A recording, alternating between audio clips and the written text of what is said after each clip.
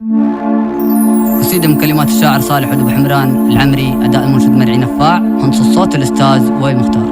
حنا سهام الموت وسط الميادين،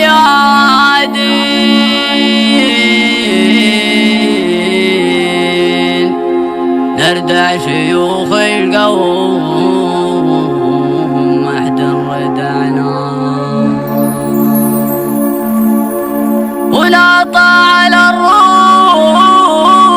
الطغايا الملاعين، وعن خصمنا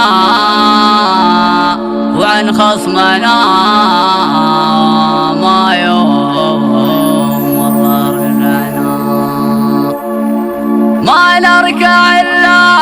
ما نركع إلا في صفوف المصلين، والغير ربنا حمدا